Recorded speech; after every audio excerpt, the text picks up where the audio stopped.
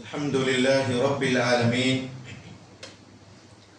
والعاقبة للمتقين والصلاة والسلام على نبيه الأمين أما بعد قال الله جل جلاله قد أفلح المؤمنون الذين هم في صلاتهم خاشعون. 18واں پارہ جس کی شروعات میں اللہ تعالیٰ نے مومنین کی کامیابی کے متعلق ذکر کیا. قد افلح المؤمنون کہ مومنین کامیاب ہو گئے. کامیابی یہ دنیاوی اعتبار سے بھی ہوتی ہے اور اخروی اعتبار سے بھی ہوتی ہے. دنیاوی اعتبار سے کامیابی اس طرح کہ اللہ تعالیٰ نے اپنی اطاعت کی توفیق دی، اپنی راہ پر لگا دیا. انسان دنیا میں بھی کامیاب ہے، نیک بخت ہے.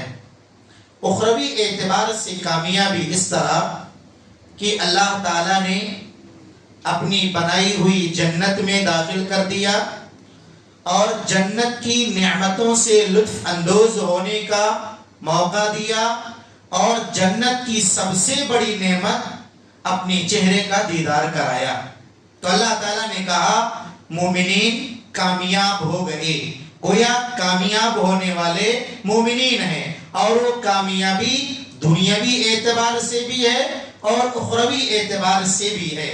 یہ جو کامیاب ہونے والے ہیں ان کی صفات کیا ہیں، ان کی نشانیاں کیا ہیں، ان کی پہچان کیا ہے؟ اللہ تعالیٰ نے کہا الذین هم فی صلاتهم خاشعون، جو لوگ اپنی نمازوں میں خشوع خضوع اختیار کرتے ہیں. گویا نماز میں خشوع اختیار کرنا یہ کامیابی کی دلیل ہے. خشوع کا مطلب یہ ہوتا ہے کہ دل کے ساتھ ہم حاضر رہیں اور اعضاء و جوارح کے ساتھ بالکل باادب ٹھہرے رہیں.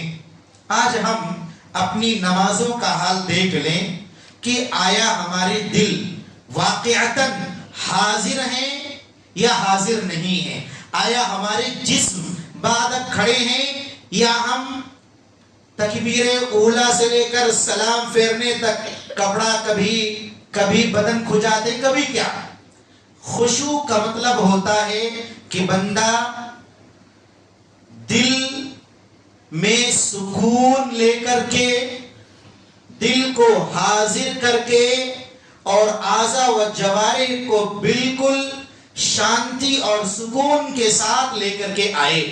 تو جو آدمی نماز میں حضور قلب کے ساتھ آتا ہے، اعضاء و جوارح کے ساتھ ساکن باادب کھڑا رہتا ہے، وہی نماز میں خشوع اور خضوع اختیار کرنے والا ہوا. تو پہلی صفت یہ بتلائی گئی جو اپنی نمازوں میں خشوع اختیار کرتے ہیں. دوسری صفت جو لغو بات سے، بیہودہ بات سے، باطل بات سے، کتاب و سنت کے خلاف ہونے والی بات سے اعراض کرنے والے ہیں. چاہے وہ مکروہ ہو، دل کو ناپسند ہو، یا زبان پر اس کا لانا ناگوار ہو، ہر اعتبار سے وہ لغو ہے. تو لغو سے پرہیز کرنے والے بھی کامیاب ہیں. تیسری صفت یہ کہ وہ اللہ کی مفروضہ زکوٰۃ کو ادا کرنے والے ہوں. اللہ نے زکوٰۃ فرض کیا، اس زکوٰۃ کو کما حقہ ادا کرنے والے ہوں. چوتھی صفت یہ ہے کہ وہ امانت دار ہوں. ان کے پاس جب امانت رکھی جائے تو اس میں خیانت کرنے والے نہ ہوں. سامنے والے کو بار بار بلانے کے لیے، بار بار موقع مانگنے کے لیے، اس کو بار بار یہ کہنے کے لیے آج نہیں کل نہیں پرسوں اس کو ٹالنا، یہ امانت داری نہیں ہوتی ہے. چوتھی صفت یہ بتلائی گئی کہ وہ امانت دار ہوں.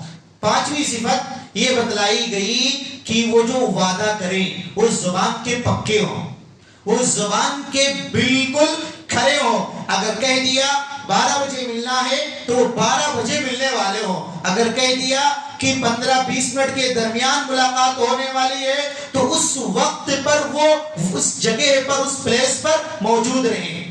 چھٹی بات یہ ہے کہ وہ اپنی شرمگاہوں کی حفاظت کرنے والے ہوں. ساتویں بات یہ کہ وہ نماز قائم کرنے والے ہوں. یہ 7 صفات اللہ تعالیٰ نے کامیاب ہونے والے مومنین کی بتلائی ہے، چاہے وہ کامیابی دنیاوی اعتبار سے ہو یا کامیابی اخروی اعتبار سے. نماز کو خشوع کے ساتھ ادا کرنے والے ہوں، لغو بات سے اعراض کرنے والے ہوں، زکوٰۃ ادا کرنے والے ہوں، امانت دار ہوں، وعدہ کو نبھانے والے ہوں، اپنی شرمگاہوں کی حفاظت کرنے والے ہوں، نماز قائم کرنے والے ہوں. یہ لوگ کامیاب ہیں دنیاوی اعتبار سے بھی اخروی اعتبار سے بھی. اللہ تعالیٰ نے آگے کہا وَلَقَدْ خَلَقْنَا الْإِنسَانَ مِنْ سُلَالَةٍ مِّن طِينٍ، ہم نے انسان کو مٹی کے خلاصے اور نچوڑ سے پیدا کیا. مٹی کا خلاصہ اور نچوڑ کیا ہوتا ہے؟ پیارے نبی صلی اللہ علیہ وسلم نے اپنی حدیث میں بیان فرمایا کہ اللہ تعالیٰ نے جب آدم کو پیدا کیا، روئے زمین کی ساری مٹی کو ایک مٹھی میں لیا اور اسی سے بنو آدم کو اللہ تعالیٰ نے بنایا. اسی وجہ سے آپ دیکھتے ہیں بعض کا رنگ کالا ہے، بعض کا رنگ سفید ہے، بعض کا رنگ کالے اور سفید کے درمیان ہے، بعض کا رنگ سرخ ہے، بعض کی طبیعت سخت ہے، بعض کی طبیعت نرم ہے، بعض کی طبیعت نرمی اور سختی کے درمیان ہے. جس مٹی سے اللہ تعالیٰ نے آدم کو بنایا، اس مٹی میں جو صفتیں تھیں وہ ساری صفتیں بنو آدم میں آ گئی. تو یہاں سے اللہ تعالیٰ نے انسان کی پیدائش کا مرحلہ ذکر کیا ہے کہ انسان کیسے پیدا ہوا. پہلا مرحلہ اللہ نے بتلایا کہ انسان کی پیدائش مٹی سے ہوئی ہے. پھر اللہ نے کہا ہم نے انسان کو ایک محفوظ جگہ میں نطفے کو ڈال کر بنایا.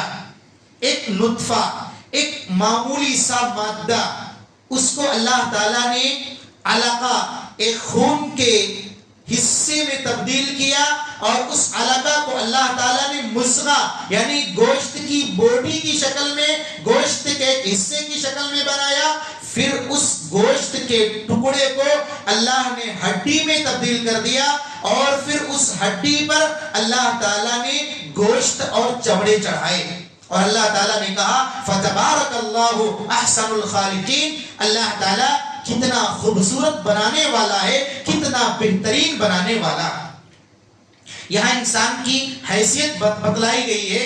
انسان کو اللہ نے مٹی سے بنایا، پھر اس کے بعد نطفہ سے، پھر علقہ سے، پھر مضغہ سے، پھر اللہ نے اس کو ہڈی میں تبدیل کیا، پھر اس ہڈی پر اللہ نے گوشت چڑھایا، پھر اس کے بعد اللہ نے انسانی ڈھانچہ، انسانی شکل بنایا. ایک نطفہ جو معمولی سا ہوتا ہے، کس طرح اللہ تعالیٰ نے اسے کان کا شکل عطا کیا، آنکھ کی شکل دی، ناک کی شکل دی، دل بھی اسی سے بنایا، پھیپڑا بھی اسی سے بنایا، ہاتھ بھی اسی سے بنایا، آنکھ بھی اسی سے بنایا. ساری چیزیں اللہ تعالیٰ نے اس ایک معمولی نطفے سے بنایا ہے. اللہ تعالیٰ نے اسی لیے کہا فَتَبَارَكَ اللَّهُ أَحْسَنُ الْخَالِقِينَ، اللہ تعالیٰ کتنا بہترین پیدا کرنے والا ہے، کتنا بہترین خالق ہے، اس کی ذات کتنی بابرکت ہے.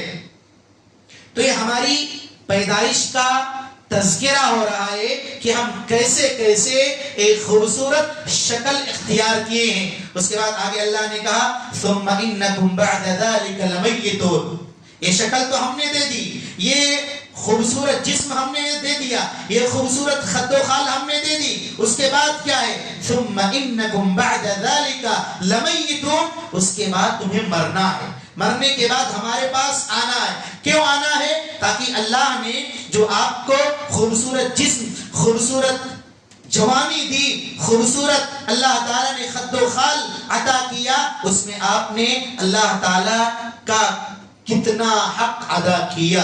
اللہ نے جو پیدا کیا ابتلا کے لیے، آزمائش کے لیے، اللہ تعالیٰ نے دنیا میں آپ کو اگر اتارا، دنیا میں آپ کو اگر محفوظ رکھا تو آپ نے اللہ تعالیٰ کی کتنی بندگی کی. مرنے کے بعد اللہ تعالیٰ اسی چیز کے متعلق پوچھنے والا ہے. آگے اللہ تعالیٰ نے سورہ نور میں معاشرتی قوانین دیے ہیں. اگر ایک معاشرہ سورہ نور میں موجود قانون اور اصول پر عمل کر لے تو اس کی زندگی، اس کا خاندان، اس کا معاشرہ پورا پرنور ہو جائے گا، پورا روشنی سے بھر جائے گا. اس معاشرے میں کوئی کمی نہیں، کوئی کوتاہی نہیں، کوئی کمی نہیں، کوئی خرابی نہیں، کوئی برائی نہیں، کوئی عیب نہیں، کوئی نقص نہیں. اللہ نے شروع سے کہا زنا سے معاشرے کو پاک ہونا چاہیے، تہمت سے معاشرے کو پاک ہونا چاہیے، بے حیائی سے معاشرے کو پاک ہونا چاہیے، کسی کو متہم کریں اس سے معاشرے کو پاک ہونا چاہیے. یعنی جو جو سماج کی برائیاں ہیں ان برائیوں کو اللہ تعالیٰ نے ختم کرنے کے لیے کہا. اور اللہ تعالیٰ نے ذکر کیا الزانیۃ والزانی فجلدوا کل واحد منہما 100 جلدہ. زناکار عورت، زناکار مرد، ان دونوں میں سے ہر ایک کو 100 کوڑے لگاؤ. میرے بھائی و دوستو، فحاشی اور عریانی یہ انتہائی خطرناک چیز ہے، اور کسی بھی شخص کو اس سے متہم کرنا اس سے بڑا گناہ ہے. اگر کوئی آدمی کسی کو زانی کہتا ہے، کسی کو بدکار کہتا ہے، کسی کو اس لقب سے نوازتا ہے، پکارتا ہے، اس کو اس نام سے یاد کرتا ہے، لوگوں میں اس نام سے اس کو پکارتا بلاتا ہے، اور وہ آدمی ویسا نہیں ہے تو وہ آدمی حد قذف کا مستحق ہوگا. اس پر کوڑے مارے جائیں گے جو 80 کوڑے کی بات کی گئی ہے. میرے بھائیو دوستو، یہ سورہ نور میں جو اللہ تعالیٰ نے روشنیاں دی ہیں، ان روشنیوں پر اگر عمل کر لیا جائے تو انسانی معاشرہ، انسانی معاشرے کا ڈھانچہ بڑا ہی خوبصورت اور بڑا ہی پیارا نظر آئے گا. آگے اللہ تعالیٰ نے اس واقعے کو ذکر کیا جس کے ذریعے ام المؤمنین عائشہ رضی اللہ تعالی عنہا کو متہم کیا گیا تھا. نعوذ باللہ ثم نعوذ باللہ، آپ کو زانیہ، بدکار کہا گیا. آج بھی رافضی، شیعہ یہ پیارے نبی کی سب سے چہیتی بیوی ام المؤمنین عائشہ رضی اللہ تعالی عنہا کو متہم کرتے ہیں اور کہتے ہیں وہ زانیہ ہیں. ان پر تہمت کے ساتھ ساتھ ان پر کوڑے لگنے چاہیے. یہ وہی رافضی ہیں ایران کے جو عائشہ رضی اللہ تعالی عنہا ام المؤمنین پیارے نبی کی زوجہ محترمہ کو جہاں گالیاں دیتے ہیں وہاں نعوذ باللہ آپ کو زانیہ، بدکار کہتے ہیں. علماء نے ذکر کیا جب ان لوگوں نے پیارے نبی کی زوجہ محترمہ ام المؤمنین عائشہ رضی اللہ تعالی عنہا کو متہم کیا، آپ کو زانیہ قرار دیا، آپ کو نعوذ باللہ فحش میں مبتلا کیا، تو اللہ تعالیٰ نے ان کی نسلوں کو ناپاک کر دیا. ان لوگوں نے جب عائشہ رضی اللہ تعالی عنہا کو ناپاک کیا تو اللہ نے ان کی پوری نسلوں کو ناپاک کر دیا اور انہیں مدعا جیسی بیماری میں مبتلا کر دیا. اور یہ اولاد المدعہ والزنا، یہ مدعا اور زنا کی اولاد ہے. علماء کہتے ہیں یہ رافضی، یہ شیعہ اولاد المدعہ والزنا، یہ زنا اور مدعا کی اولاد ہیں. یہ جو بیماری ان کے اندر آئی اللہ تعالیٰ نے ان کی نسلوں کو ناپاک اور پلید، زانیہ، بدکار، فحاش بنا دیا. نتیجہ ان لوگوں نے عائشہ رضی اللہ تعالی عنہا کو متہم کیا، آپ کی بیوی کو زانیہ بتلایا. وہ عائشہ جن کے بارے میں اللہ کے نبی نے کہا عائشہ جنت میں بھی میری بیوی رہیں گی، کائنات کے سارے لوگوں میں میرے نزدیک عائشہ سب سے زیادہ محبوب ہیں. وہ عائشہ جنہوں نے امہات المومنین میں سب سے زیادہ آپ کی شریعت کو لوگوں کے درمیان عام کیا، وہ امہات المومنین میں سے ام المومنین عائشہ جنہوں نے خاندان کے پراپرٹی کے مسائل کو، میراث کے مسائل کو بڑے بڑے صحابہ کو سمجھایا. یہ ام المؤمنین عائشہ رضی اللہ تعالی عنہا کے بارے میں غلط القاب، غلط اتہامات عائد کرتے ہیں، اور آج بھی ان کی کتابوں میں موجود ہے، ان کی اولاد میں، ان کی نسلوں میں یہ چیز موجود ہے. کہتے ہیں کہ عائشہ زانیہ ہیں، عائشہ فحش کار ہیں، عائشہ بدکار ہیں، ان پر حد نافذ کرنی چاہیے۔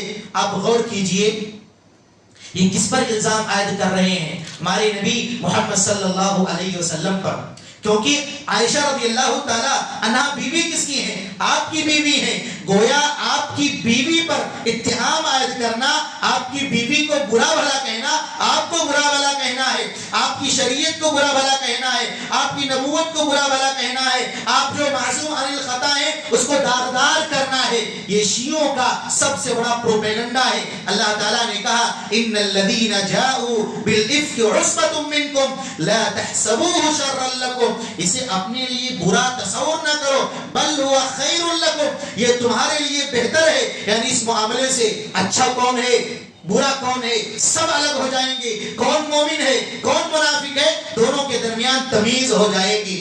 اللہ تعالیٰ نے یہ جو کہا کہ لا تحسبوه شرا لکم، تم اسے اپنے لیے برا نہ سمجھو، یہ آیت کریمہ ہمارے اور آپ کے لیے ایک پیغام ہے کہ اگر ہم اور آپ دعوت کا کام کرتے ہیں، اللہ تعالیٰ کی جانب بلاتے ہیں، تو ہم بھی اس اتہام سے بچ نہیں سکتے ہیں۔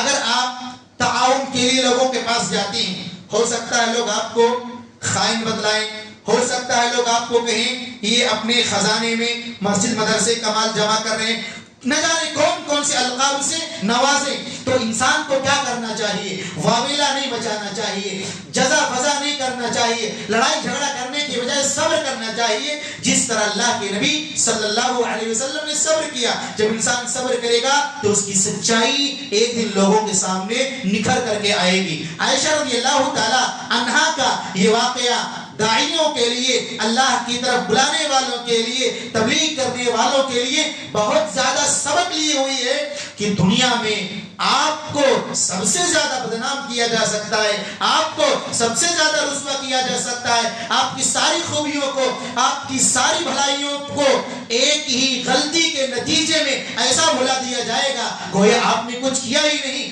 آپ کے دامن میں صرف داغ ہی داغ ہیں، عیب ہی عیب ہیں۔ میرے بھائیو دوستو، اس کو سمجھنا چاہیے، اس قصے کو پڑھنا چاہیے، اور اس میں جو دروس ہیں، جو اسباق ہیں، ان کو اپنی زندگی میں نافذ کرنا چاہیے۔ اللہ تعالیٰ سے دعا ہے کہ اللہ تعالیٰ تو ہمیں کامیاب مومن بنا، اور اللہ تعالیٰ تو ہمیں زندگی میں عبادت کرنے کی توفیق عطا فرما، ہمیں صحابہ کا احترام کرنے کی، امہات المومنین کی قدر کرنے کی، اور مائی عائشہ رضی اللہ تعالی عنہا کا احترام کرنے کی، ان کے لیے جو اللہ نے جنت کا وعدہ کیا ہے اس کو بتلانے کی، اور انہیں اتہام سے پاک گرداننے کی، اور انہیں بےہودہ القاب سے اپنے آپ کو دور رکھنے کی توفیق عطا فرما۔ وآخر دعوانا ان الحمدللہ رب العالمین۔